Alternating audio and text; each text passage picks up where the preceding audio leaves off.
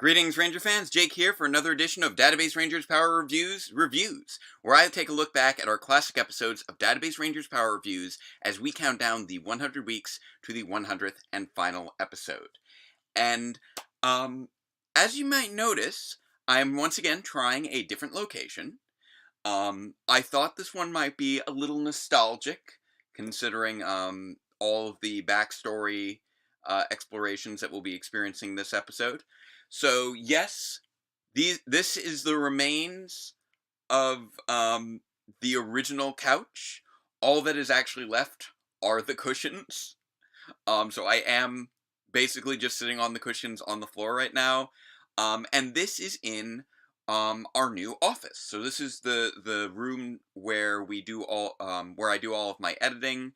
When MJ works from home, they work from the same room as well. This is so this is yet another little room that I'm trying out as we continue the tour through the new house to try and find the best location for streaming moving forward. And I can tell you with confidence already, this ain't gonna be it. I thought it would be nice to bring in the old couch. One thing that I was trying for that did not work out is that this is the room with the wireless router. So I was going to try and have the direct connection to my laptop, but unfortunately, that cable has gone missing. Don't know where it went. It's one of those things that just kind of got lost in the move at the moment. So I'm still searching for that and trying to find it. Apart from that, as I said, I'm basically sitting on cushions on the ground. It's a little awkward setting up the laptops and the laptop and tablet for streaming. I currently have the television positioned in a spot where I cannot actually see it, which is not great. But I did not have enough time to adjust it because this is also a very narrow room by comparison to the studio or to the living room. So like I've got like the light like right here in front of me, and there's like no room for a second light. This was a terrible idea. I'm not doing this again. And among everything else, also for some reason that I do not comprehend, the studio YouTube studio is still not properly loading on my tablet over here, so I cannot currently see the chat, which is unfortunate as well. I didn't even have time to shave. I was running around so much trying to figure out a way to make this space work, and it does not. But I'm gonna muddle through, do what I can. I've obviously seen all this before, and I will be able to see it through the direct stream. So I am gonna try one more thing to see if I can at least see the chat. Let me give this a shot here. My channel, and here we go. All right, there we go. Now I can see the chat because I've brought up the stream itself in a different in a different window. So I'm seeing myself a slightly delayed version. So welcome Rudy, welcome Sean, welcome Chris, welcome Nightwing Josh and Lumina. Glad you were all able to make it. Sorry I've not been able to see the chat until just this moment. With regards to the big news of the past weekend, yes, I was debating whether I wanted to release a video on it, but I'm really trying to tone down how much I'm committing myself to. Yes, I saw the big announcement from Simon Bennett that next season of Power Rangers will be called Power Rangers Cosmic Fury, which we had already kind of known due to licensing leak that I believe the Power Scoop managed to identify a while back. But this confirmed that that was not just a working title, but the actual title of the next season. And we now know that that will also be a continuation of Power Rangers Dino Fury, which will mark the first continuation um, with a preserved cast from one season to the next, with a whole new name and everything. That's not just a super title. This is the first, continuation that we've seen like that since Turbo to Space, and this is the first time that any cast has gone to a third season since Mighty Morphin. Um, although technically speaking, the only Ranger that actually made it through all 3 seasons of Mighty Morphin was Billy. In this case, we are getting a Ranger cast that is maintaining through 3 whole seasons, which is fantastic, and that means that we get a lot more development with them. I know they've been a popular cast though so far. Especially, like I personally enjoy Zato and Izzy in particular. But all in all, I think they've been doing a very good job. And yeah, this is the first time that we will be seeing a cast go past like 50 episodes since the Turbo Space cast. This is the first time we'll see a full cast go 50 episodes since like possibly the original cast, if I'm thinking about it. Yeah, because Zeo to Turbo traded out Rocky for Justin, so that Zeo cast with Tanya only lasted for 50. Obviously we had the power transfer in the middle of season 2, and then we had Cat change out during the Kim to Cat change out in season 3. So yeah, this would be, I think, the first cast since the original cast to get over 50 episodes as a full cast. So kudos to the Dino Fury cast. That is phenomenal.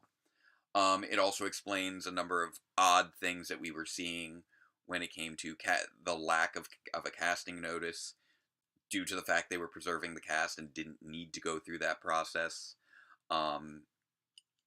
The idea that they are going to only be filming for the fall makes sense if it's just a single season continuation rather than a double season, which I think fits with the conjecture that we've seen that the 30th season might conclude the Sentai adaptation run of the series, and this continuity for the series as we segue into the new Jonathan Entwistle universe and a potential post-Toei version of Power Rangers. That being said, that side of things still not confirmed, but all very interesting. So I'm looking forward to seeing what happens with all that. Obviously, I'm a big fan of Q Ranger, so I would love to see that season get adapted. But right now, I have no clue what to expect for Cosmic Fury. We might just see something completely original. We don't really know yet. We don't know how many episodes. There's been rumors of an hour-long 30th anniversary special. We're pretty sure that it's still going to be Netflix, but a lot of things are really up in the air right now and haven't been locked down yet. So I'm fascinated by that, and I think that it's going to be nice to get a season where you already have such a strong foundation with the characters, and you already know who they are going into it, and you get a chance to really play around with the universe then. So I'm looking forward to all that. I do think that Q Ranger is a better aesthetic fit, but I will admit that Cure Major is a better fit in terms of the makeup of the team as a 6-person team. So I don't know if they'll be expanding to have additional Rangers or not, or if any of the supporting cast from Dino Fury is going to be continuing. We really don't know anything yet. There's a lot of room for conjecture right now. But that's not what we're here for. I know that we're here for that a little bit. I know that you guys do like for me to discuss Power Rangers news of the week at least a little bit, and that was big news for this week. I've also been just having a busy week because next year because the next school year is about to start up next week, and I had a lot of professional development going on the last 2 days, and RJ was coming along with me to that because daycare doesn't start until next week, so it's been a busy 2 days. But we are at Friday, which means that it's time to dive into our next commentary. And before we do, we must not forget our 3 equally non-controversial phrases. So, this time I remembered it. Number 1, say it with me, chat. Black lives matter. Number 2, say it with me, chat.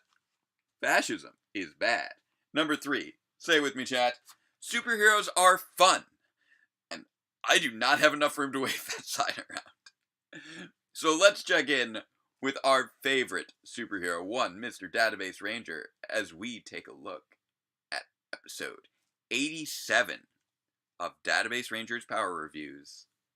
Our review of Mighty Morphin Power Rangers episode 120, A Brush with Destiny. Previously, oh, why is that not? Oh, that's not good. Okay, give me a moment.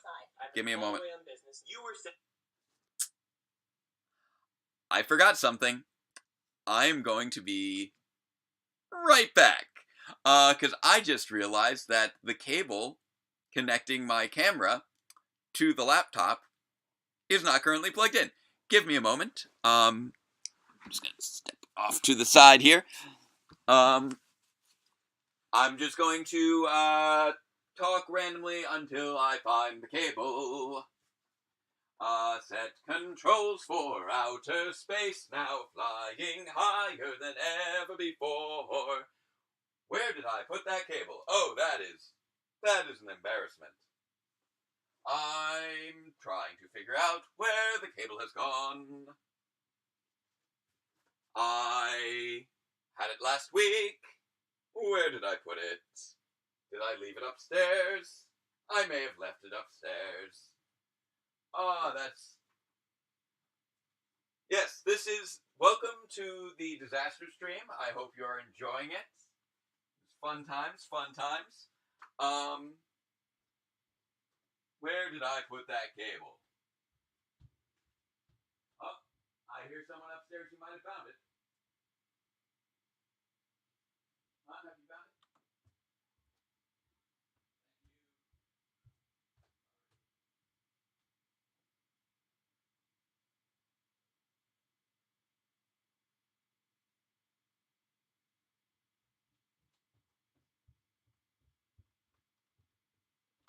And now we are returning to the stream. Hopefully you can still hear me, for we are returning. Thank you! Yes. So, in case you couldn't gather, my wonderful spouse MJ was able to locate the cable that had been stored all the way up in the studio. This is one of the many, many reasons that I do not think that I will be using the office for further streams. Because everything that I was going to be using was upstairs. That's plugged in. Why isn't that doing a thing? Come on, be plugged in. Be plugged in. Give me a moment. One moment.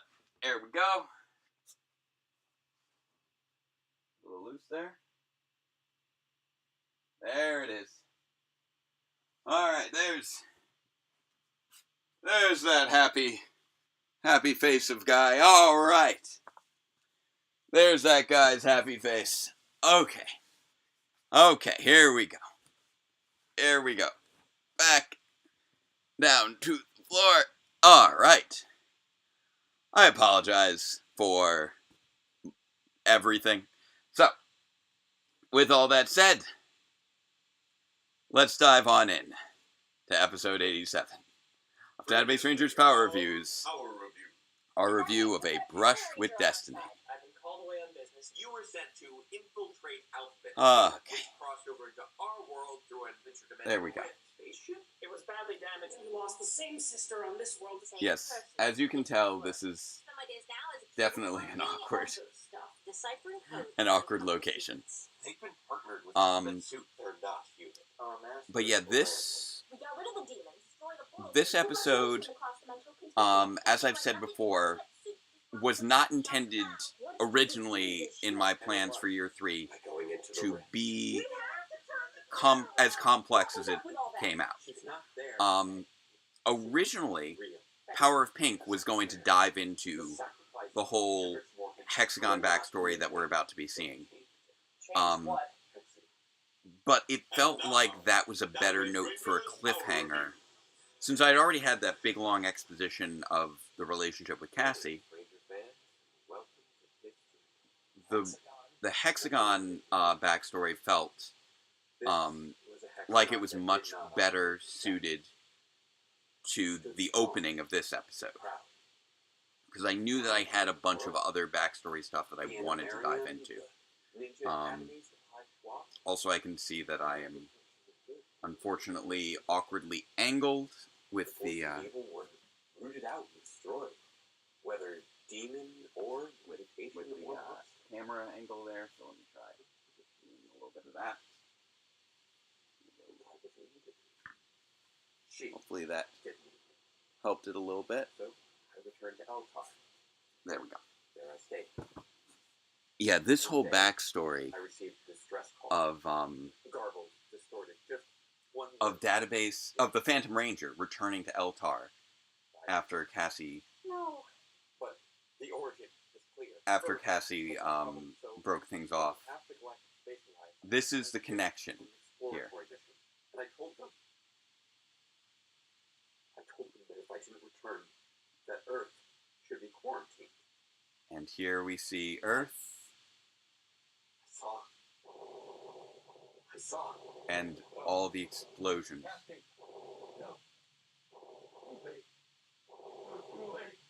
No.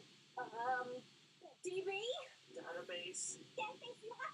Database remembering seeing Venjix take over Earth.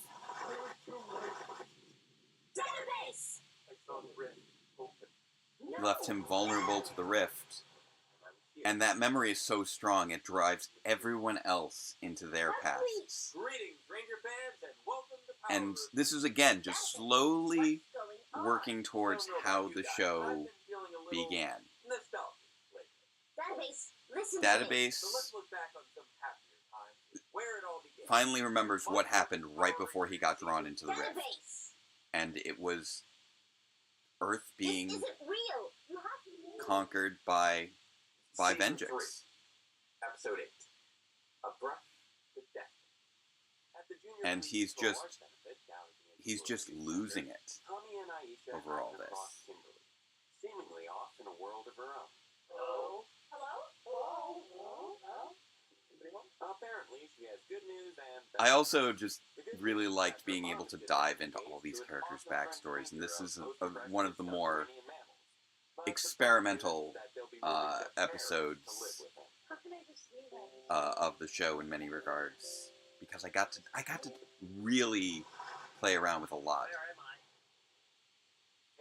We get to see Guy explore some of his past as an undercover agent. We get to see so much, and this is something with Mayo, where Mayo's waking up in the cinder block cell.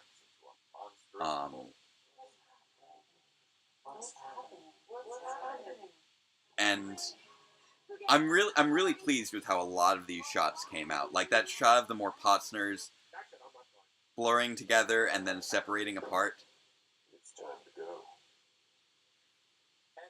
And we get the little jail cell bars that paralleled well with the cell bars in Kimberly's dream. And that was literally just me taking a few dowels and just running them across the. No. And then our Beta's backstory is just a heartbreaker.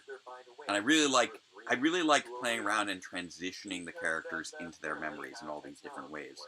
like, if you're watching carefully with R. Beta's transition into her backstory, How would you like to make your own?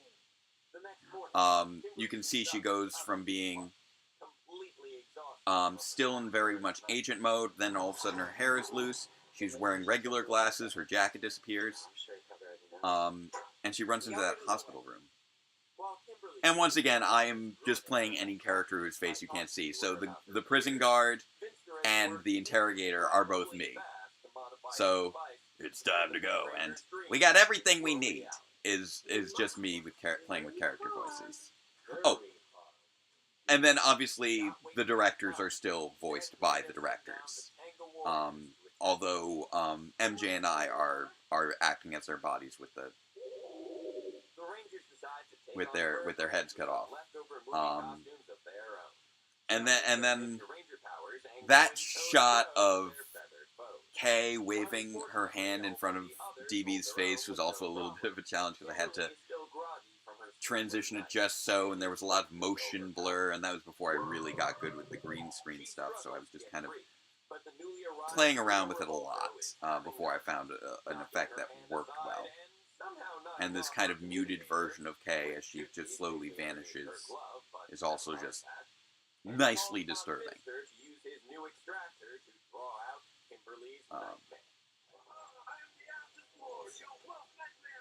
Oh yeah, I almost forgot we also have the secretary in the cryo chamber. And Rachel does so well with this scene. I really asked a lot from her with the whole loss of a sister in the hospital room. And I think that she really this is such a good episode for so many characters, but I do feel like this is in many ways R. Beta's standout episode, because this is where you actually really get to know that character, who's really been tertiary to a lot of elements in the story, but has become so subtly pivotal to making so many things work in the plot.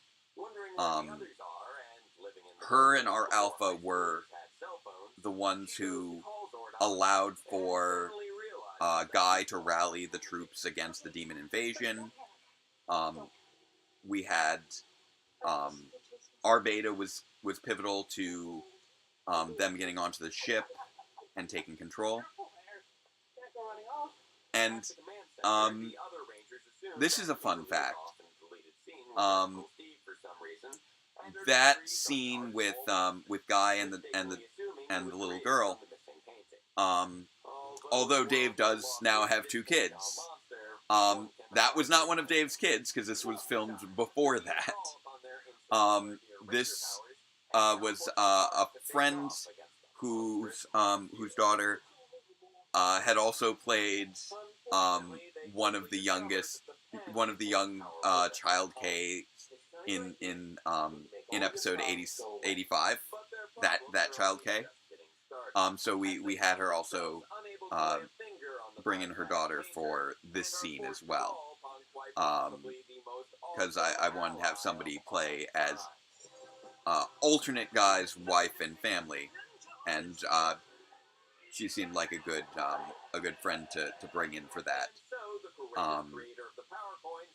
because it needed to be somebody who wasn't really established as a character, because we already have all these different parallels, and I wanted to be someone who was separate.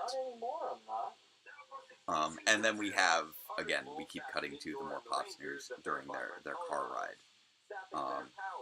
which just has that slow, ominous tone scattered throughout of them.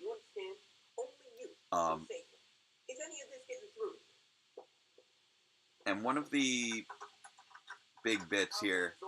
Oh, right, and then I had that transition up from one memory to another for Mayo. Mayo in the interrogation room and then flashing back to typing at her computer. There's so many.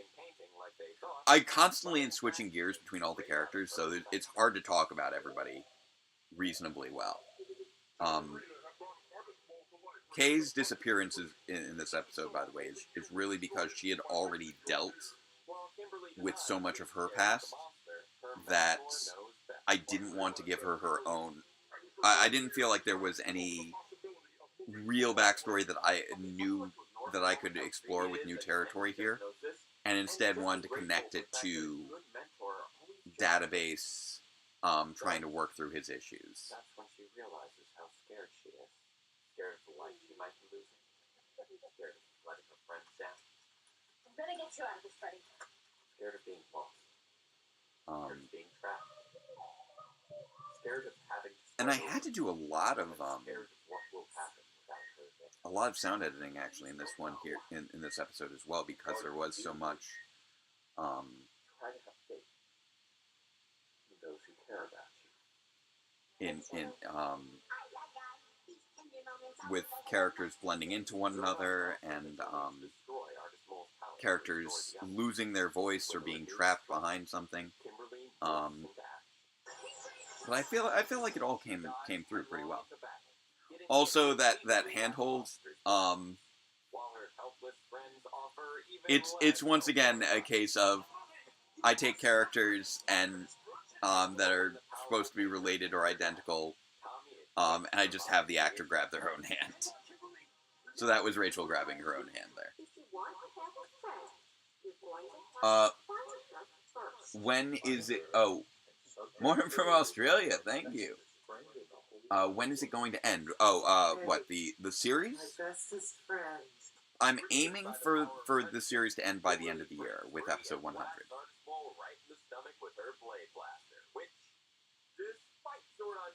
I'm also very pleasantly surprised with how well this episode review actually played off of so much of what was going on.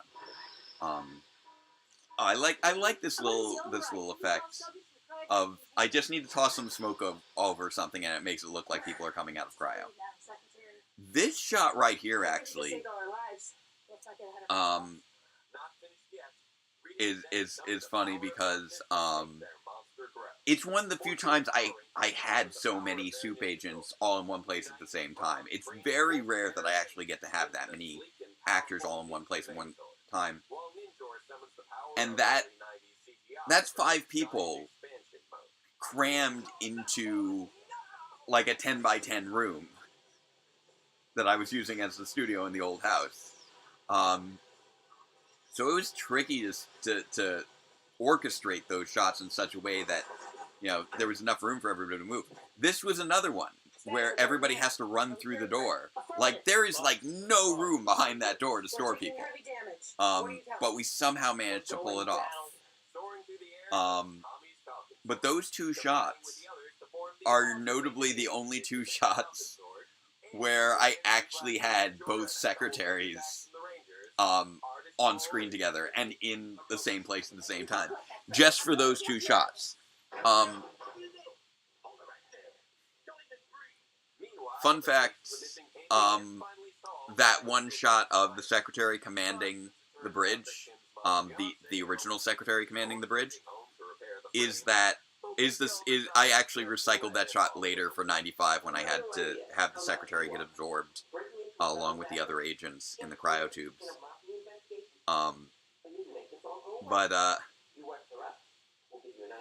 But because I hadn't been able to get Shelby back in time for episode 95. What about him? He'll be safe. But you can never see him again. And here we get the backstory of what happened with Mayo and her version of Ziggy. Where instead of him being called Ziggy, his name is Freddy. Because Ziggy is short for Siegfried. Generally speaking, if you meet someone named Ziggy, it's usually short for Siegfried. Oh my god, the cemetery scene. The cemetery scene. That one hits. I just don't know what I'm gonna do without you. Because we did film in an actual cemetery. And wish that somehow I chose this cemetery specifically because I know this is a bad time, but I'm going to need you to come with me. is actually the cemetery where a friend of ours is buried. He was a number of years older than us. But he was involved with our theater, our college theater for decades. He was the videographer for our college theater for decades. Just huge personality. And we decided to go to the cemetery where he was buried and use his grave as the stand-in for the character's sister's grave. Because I felt like it's something that he would have enjoyed. He would have liked to have been a part of it. You know, he thought the Power Rangers was cool as well. He thought that Kimberly was cute when he was younger. And I thought that he would have liked to have been involved with an episode focusing on Kimberly. And he his name was Eugene. Huge personality. Big impact on everybody who we met. You know, and the fact that he had, like, if I remember right, like a camera and theater masks engraved on his tombstone. I think that gives you a little bit of an idea of why it felt like it would be an appropriate homage to our old friend.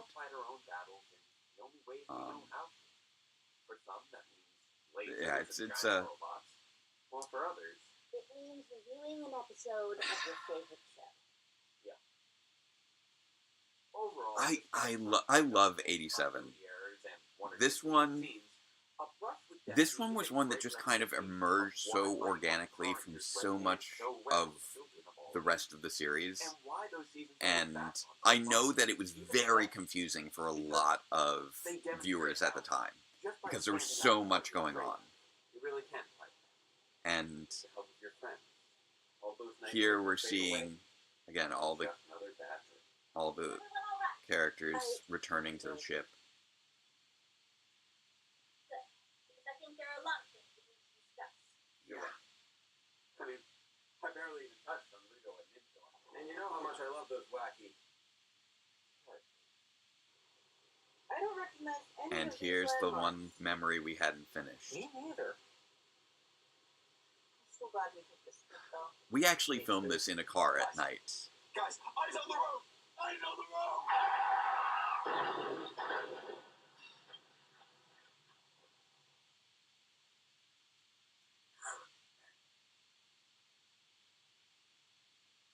And we now know What is that thing? what that thing is. Just crashed my ship. And here's how the Morpotzners became Hi! the Morpotzners as we know them now. So many shiny colors. And there's the crashed ship.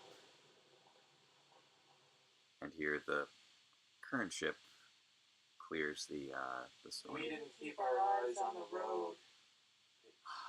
Mary, I'm so sorry. That line.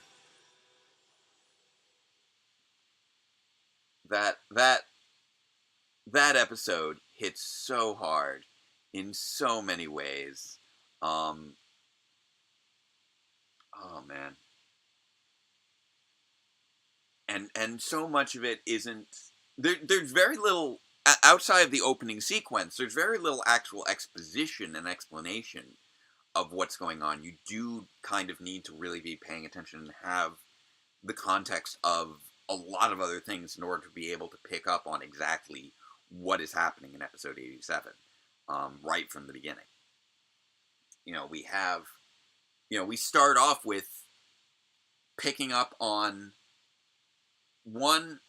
we're picking up on Power of Pink and how Cassie broke things off with the Phantom Ranger.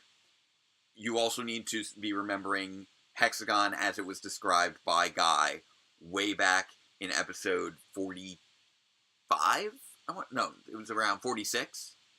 Because no, 47. 47 was where Guy gave the origins of Hexagon. 46 was when he was revealed to be part of Hexagon. This is also the payoff of, or part of the payoff of Dr. K saying that Hexagon doesn't exist anymore back in episode 49, which when she didn't feel when she felt like she didn't believe Guy when it come to whether he was trustworthy, because and that which hints at a further reveal that we later get in episode 93, and then there's also the recognition of the Galactic Space Alliance, remembering that Lost Galaxy is a slightly different timeline from much of the Power Rangers universe, which we had explored during the Summer Saga, and then Database, and then the Phantom Ranger visiting Earth and seeing all those explosions and hearing the word virus and seeing Kay say no, and you're like, oh, he saw the Venjix attack, where ostensibly, all the nuclear explosions went off, or at least that's what's been implied by RPM. And you get to see him then get sucked into the rift, and that's the moment that he gets sucked into the rift, which had been hinted at back in episode, back in episode 51 when he first was revealed to be the Phantom Ranger and he got that flashback. So we're getting all that just in the first few minutes. And all that's so dependent on all the other past information from the show. And then you get into everybody else's backstories. You get into Guy's backstory scene, which is picking up on what Guy was doing when he went on his business trip way back in the spring season of year 1. So back in year 1, when he said that he was going on a business trip far away, and he was gone for a few episodes, Dave was actually vacationing in Japan. But Guy was on this mission to attempt to recruit his alternate universe self into Alphabet Soup, and choosing not to when he saw his alternate self living a happy life with a family. Because and that's one where it's a little tricky to pick up on exactly what's going on. You see that it's during his time as an agent. You see the alternate version of Guy. But in terms of the actual position in the timeline, you pick up when you hear the secretary make mention of that new roommate of his that they were trying to keep an eye on, placing it within the context of the series during the time when Guy and DB were living together, back during the spring season of year 1. So that's again, picking up on the context clues and how it connects to previous information from the series. When it comes to Mayo, we didn't discover that she was a hacker until the Summer Saga, episode 65, when she was talking to Quandary about how she was very good at deciphering codes and uncovering secrets. We also had that little clue in her previous focus episode, in episode 57, where it was said that Kay took care of things with her job as well as that other stuff. Here we finally find out what that other stuff was. Mayo was in the Witness Protection Program because she tried to take down a cartel that was a danger to her old boyfriend at the time, Freddy, whose name we heard very briefly in episode 85 when they first entered the Rift, and she heard that little voice that, if you were listening carefully, is the voice of Ziggy, where I pulled audio from RPM for Freddy's voice. I was the body for Freddy. I was actually wearing like a random baggy hoodie that MJ has, and wearing a green t-shirt under there as I was pacing back and forth as Freddy, but using the audio from RPM for the I'm a Ghost, I'm a Ghost.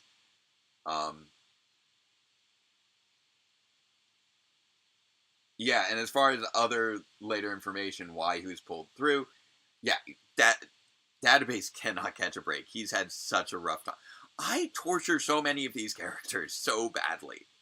Our beta we get to see her her whole backstory, which was referenced by Guy back in episode 80, with the year 2 finale, when he said that both versions, R Alpha and R Beta, had lost their sisters due to senseless violence.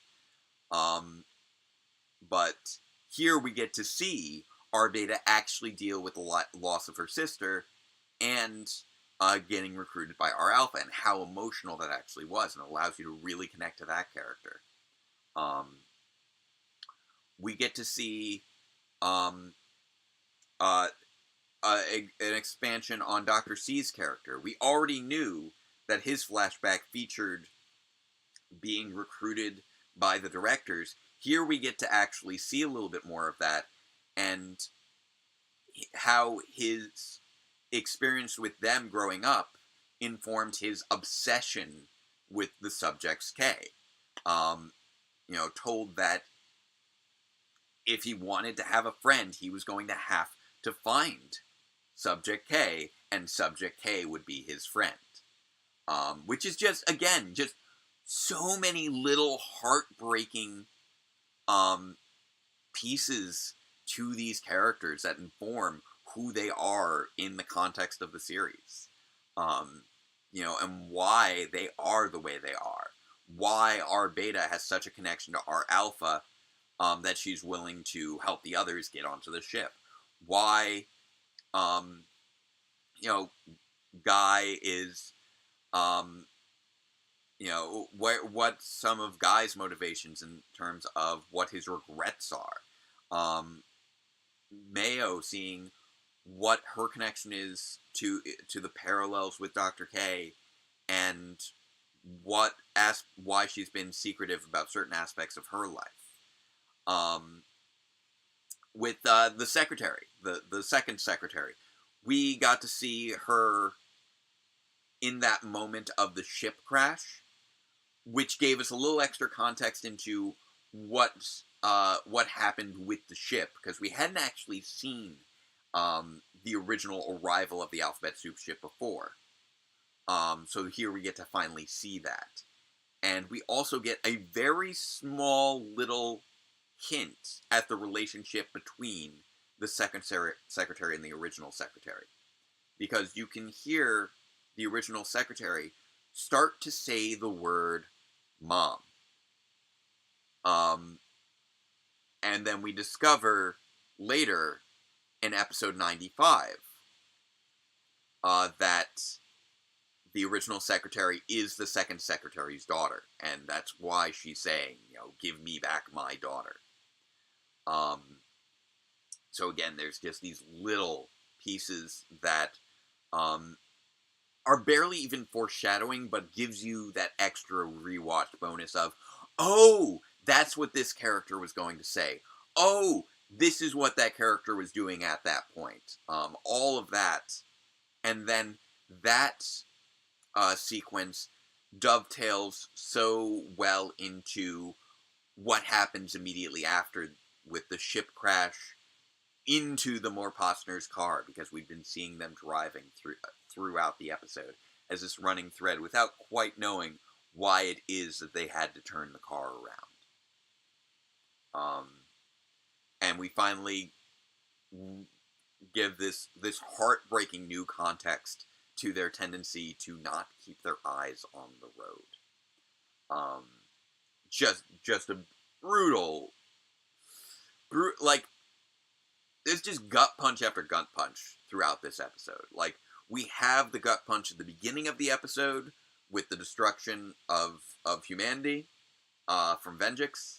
We get the gut punch in the middle of the episode when we see R Beta lose her sister, and then we get the gut punch at the end of the episode with the Morposners' conversion into their demonic selves. Which was another sequence that I felt really good about. Like, the way we got the lights through the windshield was actually, I took the 2 umbrella lamps and swung them towards the actual windshield of the car, with the camera positioned inside the windshield, and then composited in the ship flying at them. It's a quick scene, I'm not sure how well it works, but I felt like for how brief it is, I felt like it worked pretty well. So there's just and that was again that was also just an episode that took so much coordination in the filming because we were filming at all these different locations with all these different characters and all these different places in all these different contexts. Like the jail cell for an interrogation room were both over at our old college, as was the sort of rock garden that that guy was viewing his alternate self at. Um, Obviously, the ship sequences were on the set. The hospital sequences were actually kind of hilarious to set up because what I actually did to create the hospital room, that was still filmed in our studio room. We didn't go to a hospital or anything. We didn't go to an alternate location for that. What I did was we had these sliding windows in our apartment. And whenever I had to install the air conditioner, I had to pop out the big sliding window, which is about yay wide, about yay tall. So what I did was I took our shower curtain out of our bathroom. I duct taped the pole onto the top of the door to the room. And I literally just balanced the window piece on top of a chair that was just below the frame, and I'm just like this, just behind the curtain, just holding it so that it won't fall over as R Beta comes, or as Rachel comes around at playing R Beta. So that I had the curtain, and then I had the window that I was holding while standing behind the curtain, and the curtain was attached to the door, and the window was balanced on top of a chair. That's how we created the effect of the sliding glass door and hospital curtain. And that was just such a ridiculous thing to do, but it worked so well, especially when you have the heartbeat monitor sound effect. It reads like a hospital, despite the fact that we're still just in our spare bedroom with me holding a window and a shower curtain duct taped onto the edge of the door.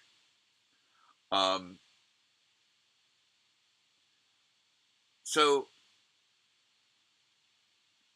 you were asking whether it was implied that actually it's I've never intentionally, at least I've never intentionally implied that Mitch and Mary had a child.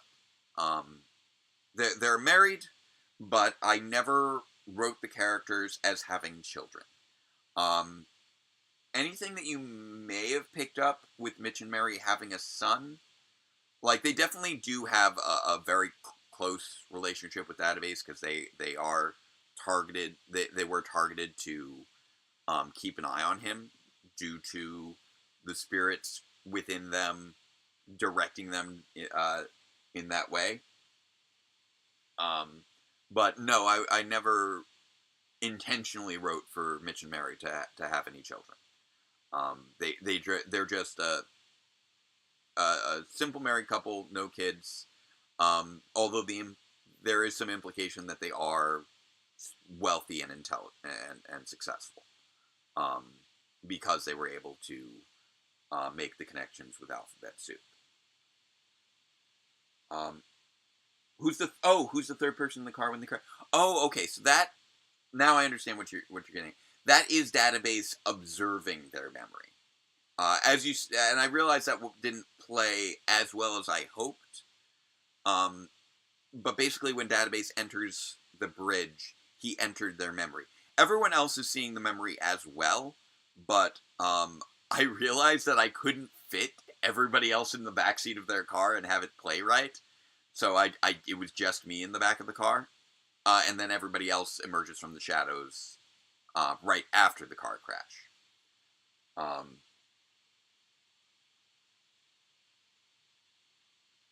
how did... yes, he would have been able to sense it. Among other things, because he was functioning as an emissary of the landlord at that time. As K Alpha makes very clear,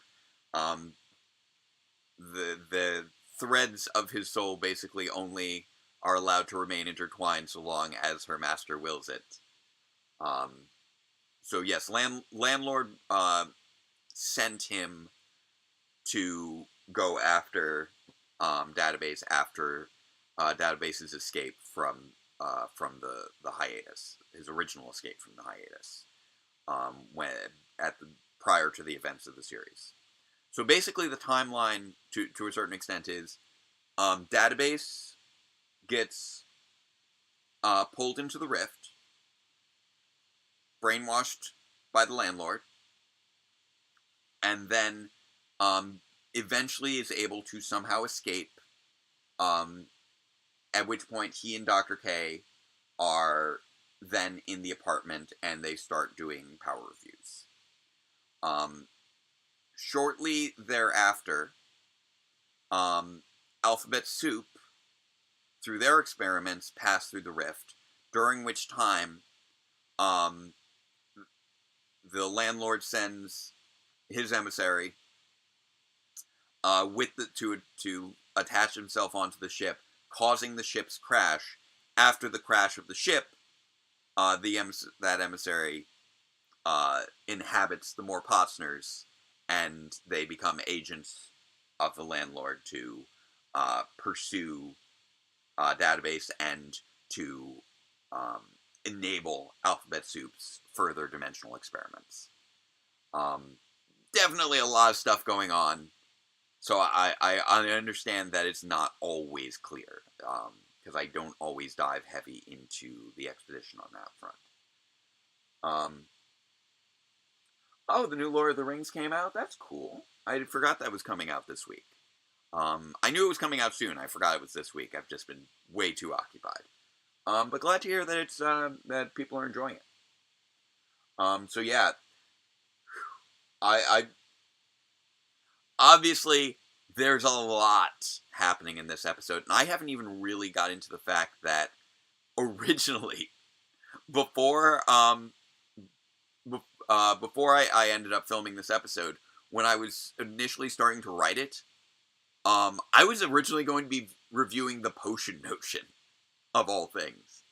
And that's because my original plan was, we're going to have the big reveal of all this stuff at the end of Power of Pink, and then we'll need a breather episode after that. So the breather episode will be the potion notion, and that will be a fun episode from season 3, because I wanted to make sure to get season 3 in there.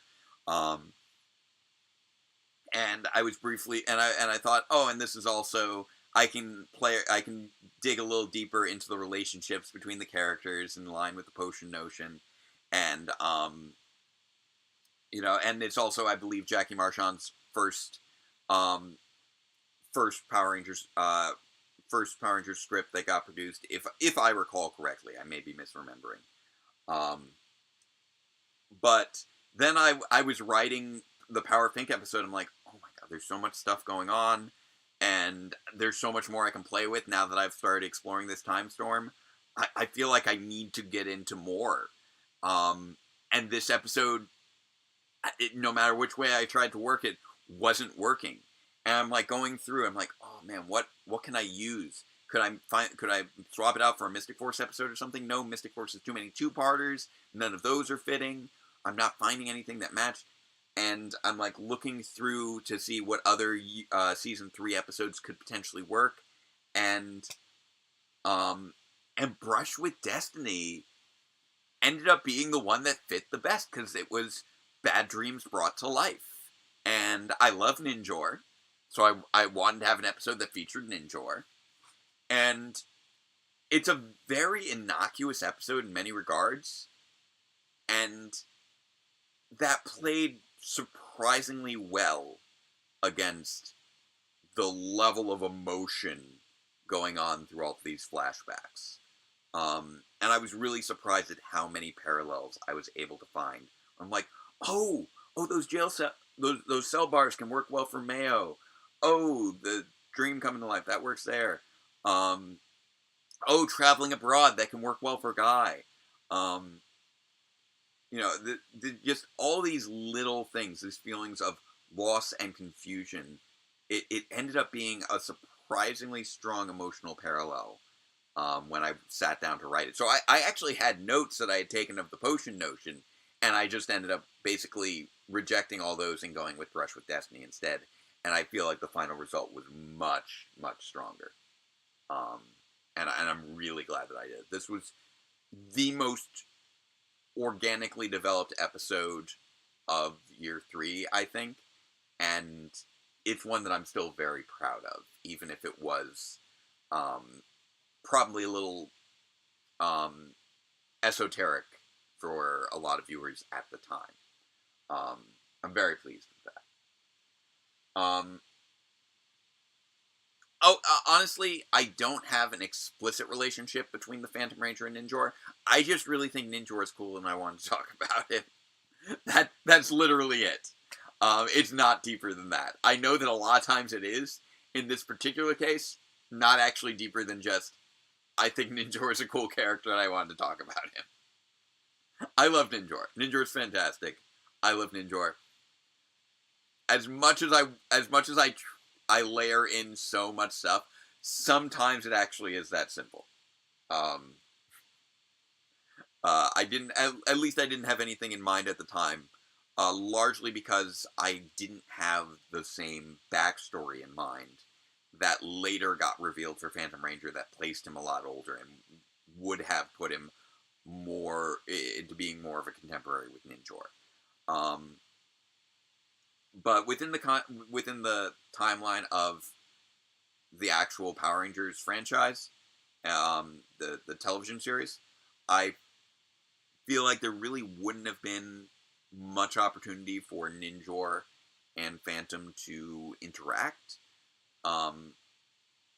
unless you start to tie Phantom in with the Alien Rangers of Aquitar in some way, because those are the only characters outside of the Mighty Morphin teens who had ever interacted with Ninjor, because Ninjor was considered a legend even in Zordon's time. So even Zordon hadn't interacted with Ninjor, even though we've seen in the comics that Zordon apparently had a history with the Phantom Ranger.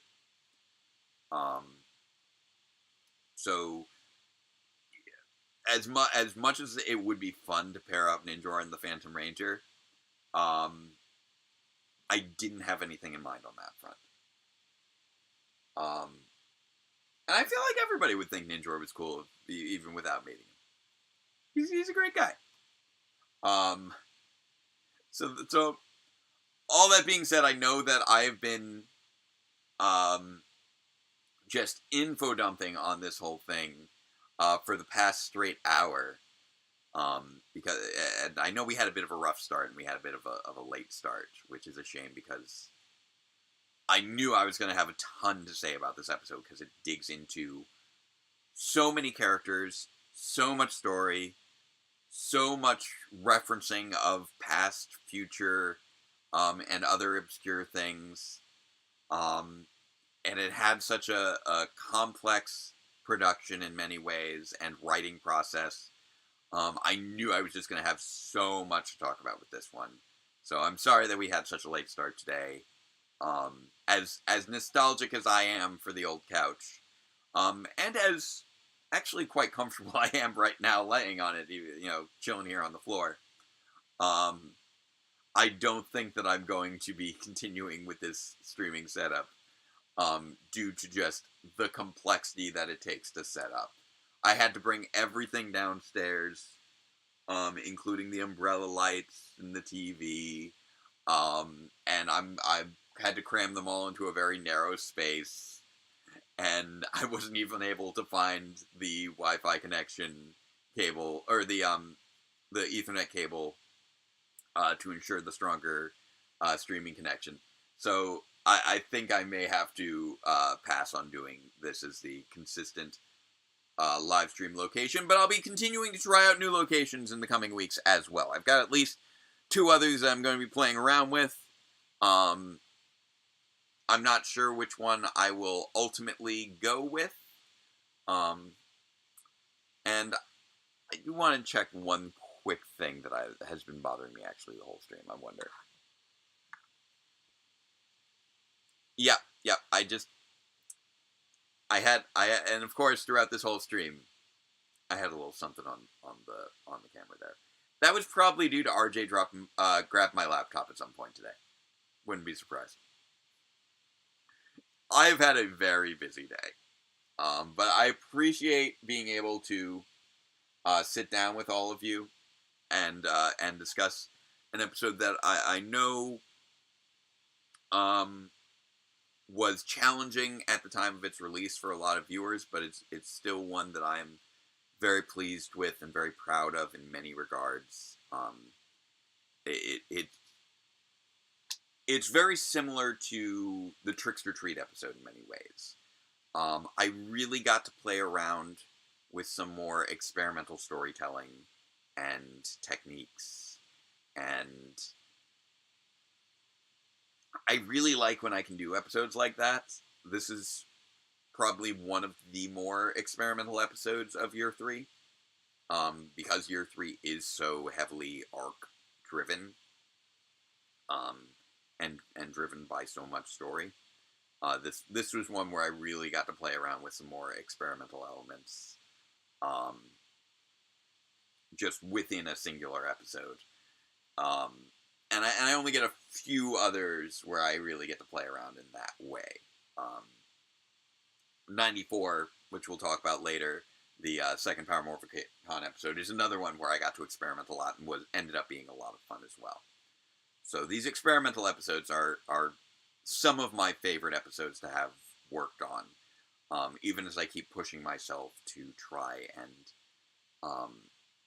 really dive into the more space opera, like epic stories and action that I've been trying to get into throughout the course of this chunk of the series, and that I look forward to getting into more with the culmination of the series. I know I've already been talking for over an hour, but on sort of a last note to touch on, to be perfectly honest, or as honest as I feel I can be on this, during the summer, when I had to take the break from the show, I had a lot of doubts on whether I should be continuing with how difficult the show has been for me, trying to get to these final episodes. Whether it's still worth it or still enjoyable, when I've been putting so much stress on myself when it comes to finishing it, and after finally announcing my return and doing the stream last week, and then missing out on Power Morphicon for the first time ever, I kind of was really questioning whether I made the right call, in terms of getting back into doing this, whether I should have just let the break continue, or made it a clean break, or something like that. And because it's tough maintaining passion for something when you've been working on it for so long, and there's been so many challenges, and it's in many ways worn you down. But talking about this episode and all the excitement that went into experimenting with storytelling in this way, and getting to really dig into the nitty gritty of this episode and how much of this episode ultimately meant so much to me emotionally. This episode really kind of helps remind me why I do this.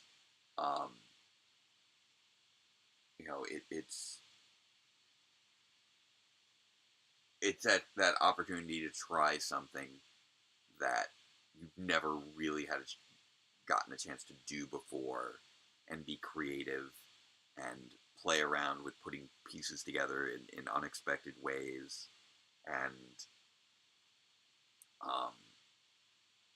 paying homage to a lost friend. This episode kind of really does remind me why I do this. This episode and episodes like it. 87's a big one like that, where I got to be creative with it. 94 I mentioned earlier. The Fighting Spirit one, I got to do all that crazy action sequences and got to experiment with the coloration and things like that. And as I've been closing in on the finale, a lot of it feels like the experimentation and exploration is no longer really there, because you're at the end. There's no more experiments to be done. There's no more explorations to be done after at the end. And as I'm kind of reflecting on it, I'm like, well, this is the big experiment, I guess. The experiment of, can you bring it all together to conclusion? So tonight was a night I needed. I needed tonight to kind of get into that energy that's made me passionate about the show for so many years, and help me kind of rediscover that passion that I've been struggling to maintain in more recent years. And I'm grateful to everybody who has joined in for this stream and been a part of it, and has listened to me ramble on for well over an hour, and watched the disaster of me trying to make sure that everything was working, and it basically not really working for like the first 10 minutes, scrambling around for the cable, all that. So thank you for your patience and for supporting me through this. I look forward to digging into the next episode, which I'll have plenty more to say. I'll have plenty to say on that one as well, because that one took an amusingly long time to write, which I will explain when we get to it. And in many ways, 88 is also a response to the reactions that I saw with 87, which I will also explain as we get to it. So, you have plenty more to look forward to next week. And I'm looking forward to all the stuff that I have planned, as I'm going to be diving back into filming in the upcoming days, and trying to write a few more scenes in the upcoming days to finish up the finale. As we just kind of barrel on ahead to the end of this thing. So, thank you all again. And before we depart, let us not forget our remaining 3 equally non-controversial phrases. So, number 1, say with me, chat, love is love. Number 2, say with me, chat, trans rights are human rights. And number 3, say with me, chat, robots are cool. As are ancient ninja warrior dudes who sound like Dudley Do-Right. So, I look forward to seeing you all next week for yet another countdown to the end of Power Reviews. Although I recognize It's no longer 100 consecutive weeks. We are still doing that 100-week countdown. And until next time, farewell, Ranger fans, and let the power protect you.